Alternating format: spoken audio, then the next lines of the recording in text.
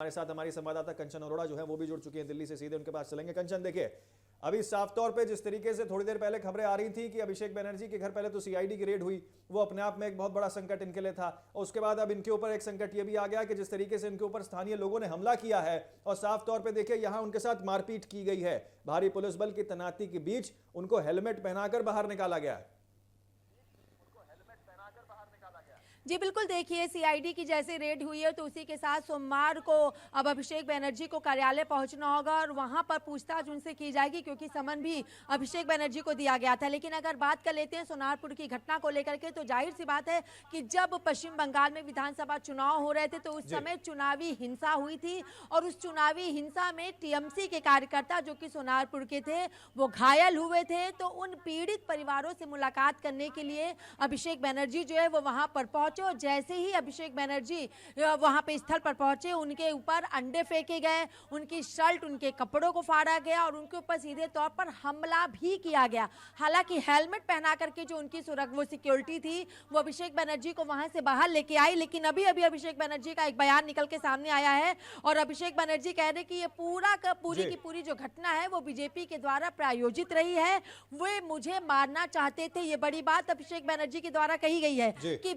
वे से मतलब है कि बीजेपी मुझे मारना चाहती थी और पूरी घटना जो है वो कैमरे में कैद भी हो चुकी है। और इस बारे में अभिषेक बनर्जी जो है वो कोलकाता हाई कोर्ट भी जाएंगे। उन्होंने कहा है कि मैं हाई कोर्ट का रुख करूंगा और कोर्ट को मैं पूरी की पूरी घटना के बारे में बताऊंगा। साथ ही जो पश्चिम बंगाल के गवर्नर हैं उनसे भी अभिषेक बनर्जी मुलाकात करेंगे और इस पूरी घटना के बारे में गवर्नर को भी वो बताएंगे। और इस पूरी घटना को प्रायोजित जो है वो अभिषेक बनर्जी ने बताया और ये भी कहा कि हमला हुआ, भीड़ इकट्ठी है, लेकिन कानून व्यवस्था नहीं है, यानी कहीं पर भी पश्चिम बंगाल की पुलिस वहां पर नहीं दिखाई दी। इतनी बड़ी घटना, इतने बड़े सांसद, इतने बड़े नेता के ऊपर इस तरीके से हमला होना, उनके ऊपर जानलेवा हमला होना, अंडे फेंकना, उनके कपड़ों को फाड़ना और उसके बाद सुरक्षा कर्मियों के द्वारा, उनकी सिक्योरिटी के द्वारा उनको हेलमेट पहना के बाहर लाना। अभिषेक बनर्जी ने यह भी कहा कि चुनाव के समय में हम हमेशा कहते थे कि अगर ये आए तो इस तरीके की तस्वीर देखने को मिलेगी, और वो बात स्पष्ट हुई अभिषेक बनर्जी के अनुसार। कहीं पर पुलिस नहीं है और इस हमले को लेके, इस घटना को लेके वो कोर्ट भी जाएंगे और गवर्नर को भी पूरी की पूरी जानकारी देंगे। जी देखिए कंचन, एक और जरूरी चीज ये है, क्योंकि आपने भी अभी जिक्र किया कि साफ तौर पे वो बीजेपी के ऊपर इल्जाम लगा रहे हैं और कह रहे हैं पूरा जो मामला था ये बीजेपी जो है आयोजित था। एक और चीज उन्होंने ये कही है कि देखो मेरे को जो है यहाँ पर मारने का प्रयास किया गया, मेरे साथ यहाँ जानलेवा हमला हुआ है, मेरे को मारने के लिए ये पूरा किया गया है। साफ तौर पर कह रहे थे कि देखिए मेरे साथ ये कोई पहली घटना नहीं है, मेरे साथ कोई हाथापाई नहीं है, मेरे को जानबूझकर जान से मारने के लिए कहा गया। ये बयान भी उनका सामने निकल के आया कंचन।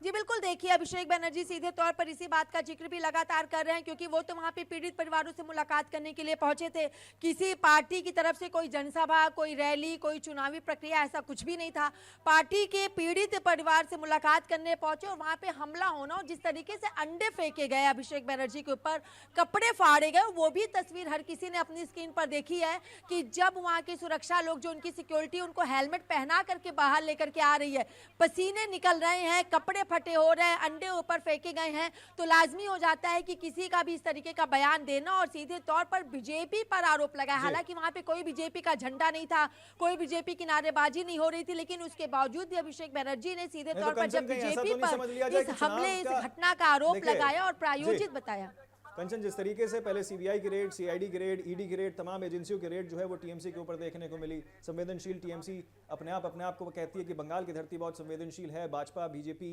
और टीएमसी जो झड़प देखने को मिलती है, और आपने साफ तौर पर कहा कि देखिए कोई बीजेपी का प्रत्याशी वहां नहीं दिखा, कोई बीजेपी का नेता वहां नहीं दिखा। ऐसा तो नहीं कहीं देखिए अपने लोगों से करवा के बीजेपी के ऊपर इल्जाम लगाना चाह रही हो टीएमसी। हारने के बाद अब सीधे तौर पर हमला भी, चलिए भाई किसी ने भी कराया हो, लेकिन साफ तौर पर यह बार बार दिखाना कि देखिए ये जो है बीजेपी ने ही कराया है, भले ही किसी और का हाथ हो।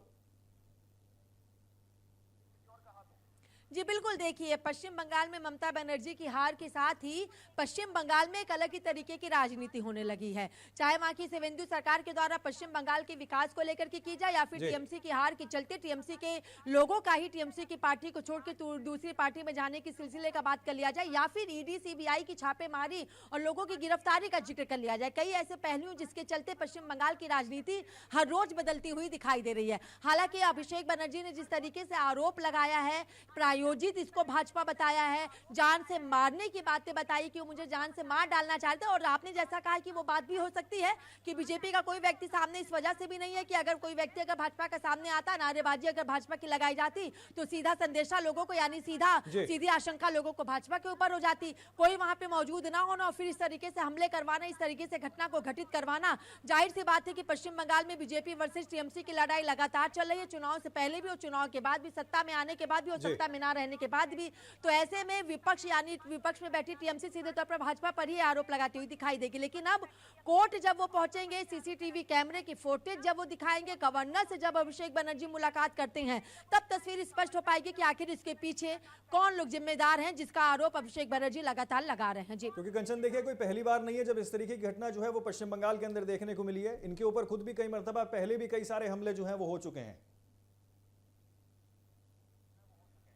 जी बिल्कुल, जाहिर सी बात है कि ये पहली घटना नहीं और हर कोई इससे वाकिफ भी है कि पश्चिम बंगाल में ऐसे हमले करवाना, पश्चिम बंगाल में ऐसे अंडे फेंकना या आरोप प्रत्यारोप लगाना कोई नई बात पश्चिम बंगाल की राजनीति नहीं, बल्कि देश की किसी भी राजनीति के लिए कोई नई बात नहीं है। लेकिन पश्चिम बंगाल इसलिए भी चर्चा में बना हुआ है क्योंकि वो कोई टीएमसी के छोटे मोटे नेता नहीं, बल्कि अभिषेक बनर्जी जो पूर्व मुख्यमंत्री रह चुकी हैं, टीएमसी की जो अध्यक्ष हैं ममता बनर्जी, उनके भतीजे हैं, सांसद के पद पर वो वहां पर हैं। टीएमसी की एक अच्छी खासी कमान जो है वो अभिषेक बनर्जी चलाते आए हैं। पश्चिम बंगाल में एक अलग तरीके की राजनीति का रुख भी अभिषेक बनर्जी बदलते हुए आए हैं। तो जाहिर सी बात है कि अभिषेक बनर्जी के ऊपर अगर इस तरीके से हमला होता है, वो भी उस वक्त जब चुनाव के दौरान हुई हिंसा में पीड़ित परिजनों से मुलाकात करने के लिए वो पहुंचते हैं और उनको बाहर आने तक नहीं दिया जाता है। अगर उनकी सिक्योरिटी उनको हेलमेट पहना के बाहर ना लाती तो बाहर तक नहीं आने दिया जाता। तो ऐसे में अभिषेक बनर्जी ने जो आरोप लगाया, और डेफिनेटली कि जब मुख्य विपक्ष में टीएमसी है और पक्ष में वहां पे बीजेपी है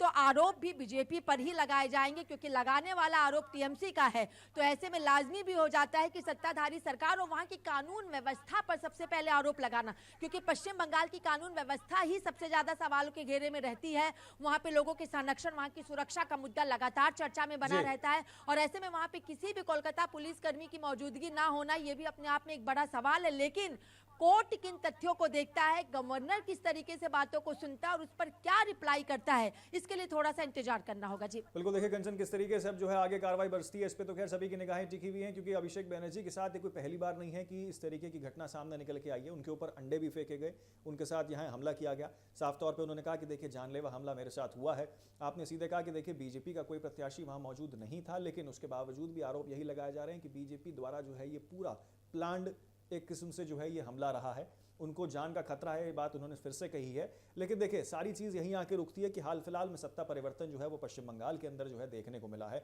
नई सरकार जो है वहाँ मिली है आपको, यानी कि टीएमसी को जो है हार का सामना वहाँ करना पड़ा है, बीजेपी की नई सरकार वहाँ पे बनी है। उसके बाद अब ये सारी चीज़ें जो हैं जुड़ते हुए नजर आती हैं और एक सवालों के घेरे में आते हुए कंचन जो है दिखाई देती हैं कि आखिरकार अब जब जो है वो आगे बढ़ेंगे, कोर्ट तक पहुँचेंगे या फिर गवर्नर से मिलेंगे, तो इस पूरी चीज़ को जो है अब वो इस नैरेटिव से सेट करेंगे कि देखिए शुभेंदु अधिकारी की सरकार विफल रही है।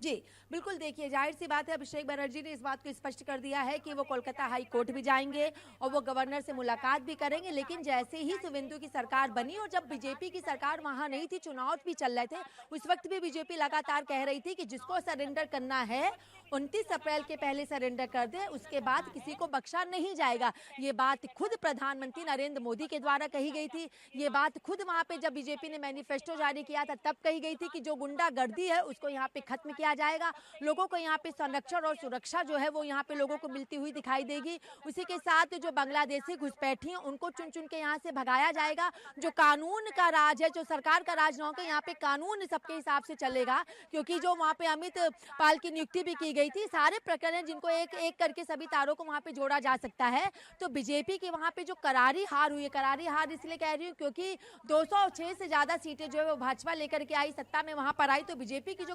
टीएमसी की जो करारी हार वहां पर हुई है, तो जाहिर सी बात है आक्रोश तो लोगों के मन में है, क्योंकि ममता बनर्जी खुद अपनी सीट को वहां पे हार चुकी हैं और लगातार लोग कहते थे कि ममता बनर्जी को पश्चिम बंगाल में ममता बनर्जी को हटा पाना नामुमकिन सा है, और पश्चिम बंगाल की जनता जानती है कि ममता बनर्जी ने उनके लिए किस तरीके से काम किया है। और ऐसे में अभिषेक बनर्जी पर हमला होना, सवाल तो खड़े होते हैं, लेकिन कोर्ट क्या कुछ अपना किस तरीके से तथ्यों के आधार पर केस को आगे लेकर के जाता है, गवर्नर क्या कुछ आगे किसको लेकर सुनवाई करता है, क्योंकि अभिषेक बनर्जी ने सीधा आरोप जो है वो बीजेपी के ऊपर ही लगाया है। जी देखिए, बंगाल पुलिस का अब तक आपको बता दें कोई औपचारिक बयान तो फिलहाल सामने निकल के नहीं आया, लेकिन आपको बता दें कि हिंसा को लेकर अब जो है सवालों के घेरे में जरूर पश्चिम बंगाल की पुलिस भी आते हुए दिखाई दे रही है, क्योंकि साफ तौर पे आपको बता दें यहाँ पे जो है अब तृणमूल कांग्रेस के सांसद के साथ इस तरीके का हमला होना अपने आप में कई सारी चीजें जो है कंचन वो बयां करता है। बहुत शुक्रिया आपका कंचन, तमाम जानकारी हमारे साथ साझा करने के लिए।